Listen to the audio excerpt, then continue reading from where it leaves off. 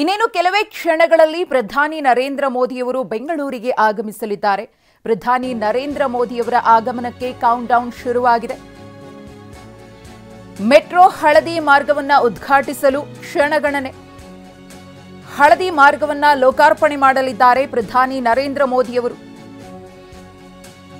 ಹಾಗೆಯೇ ಮೆಟ್ರೋದಲ್ಲಿ ಖುದ್ದು ನರೇಂದ್ರ ಮೋದಿಯವರು ಪ್ರಯಾಣಿಸಲಿದ್ದಾರೆ. ಬೆಂಗಳೂರಿನಲ್ಲಿ 3 ಕಾರ್ಯಕ್ರಮಗಳಲ್ಲಿ ಇವತ್ತು ಮೋದಿಯವರು ಭಾಗಿಯಾಗ್ತಾರೆ. ಒಂದೇ ಭಾರತ್ಗೆ ಚಾಲನೆಯನ್ನ ಕೊಡಲಿದ್ದಾರೆ. ಮೆಟ್ರೋ ಉದ್ಘಾಟನೆ ಮಾಡಲಿದ್ದಾರೆ. ಇನ್ನು ಮೆಟ್ರೋ 3ನೇ ಹಂತಕ್ಕೆ ಶಂಕುಸ್ಥಾಪನೆಯನ್ನ ಕೂಡ ಪ್ರಧಾನಿ ನರೇಂದ್ರ ಮೋದಿ ಅವರು ಇವತ್ತು ನೆರವೇರಿಸಲಿದ್ದಾರೆ. ಪ್ರಧಾನಿ ಮೋದಿಯವರ ಆಗಮನಕ್ಕೆ ಕ್ಷಣಗಣನೆ ಶುರುವಾಗಿದೆ. ಎಲ್ಲೆಡೆ ಅವರನ್ನ ಬರಮಾಡಿಕೊಳ್ಳುವುದಕ್ಕೆ ಸಕಲ ರೀತಿಯಲ್ಲೂ ಕೂಡ ಸಿದ್ಧತೆಯನ್ನ ಮಾಡಿಕೊಳ್ಳಲಾಗಿದೆ. ಗಮನಿಸ್ತಾ ಇದ್ದೀರಿ,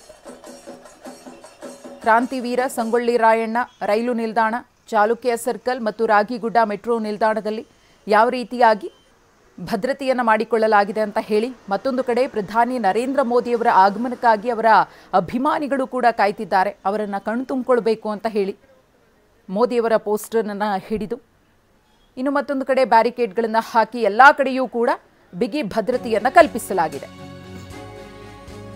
ಕೆಲವೇ ಕ್ಷಣಗಳಲ್ಲಿ HQTCಗೆ ಪ್ರಧಾನಿ ನರೇಂದ್ರ ಮೋದಿಯವರ ಆಗಮನ ಆಗುತ್ತೆ. ಹೆಲಿಪ್ಯಾಡ್ಗೆ ಸಿಎಂ ಭೇಟಿಯನ್ನ ಕೊಡ್ತಾರೆ. ಪ್ರಧಾನಿ ಮೋದಿಯವರನ್ನ ಸ್ವಾಗತಿಸೋದಕ್ಕೆ ಕೆಲ ಹೊತ್ತಿನಲ್ಲೇ ಕಾವೇರಿ ನಿವಾಸದಿಂದ ಸಿಎಂ ಅವರು ಕೂಡ ಹೊರಡಲಿದ್ದಾರೆ. ಪ್ರಧಾನಿ ನರೇಂದ್ರ ಮೋದಿಯವರ ಸ್ವಾಗತಕ್ಕೋಸ್ಕರ ಸಿಎಂ ಸಿದ್ದರಾಮಯ್ಯನವರು ಕೂಡ ಇನ್ನೇನು ಕೆಲವೇ ಕ್ಷಣಗಳಲ್ಲಿ ಕಾವೇರಿ ನಿವಾಸದಿಂದ HQTC ಹೆಲಿಪ್ಯಾಡ್ಗೆ ತೆರಳಲಿದ್ದಾರೆ. ಈಗಾಗಲೇ ಕಾರ್ಯಕ್ರಮಕ್ಕೆ ಸಮಯ ಕೂಡ ನಿಗದಿಯಾಗಿದೆ.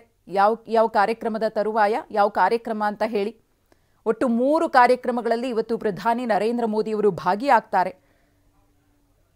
3 ವಂದೇ ಭಾರತ್ ರೈಲುಗಳನ್ನು ಇವತ್ತು ಮೋದಿಯವರು ಹಸಿರು ನಿಶಾನೆಯನ್ನ ತೋರೋ ಮೂಲಕ ಚಾಲನೆಯನ್ನ ಕೊಡಲಿದ್ದಾರೆ.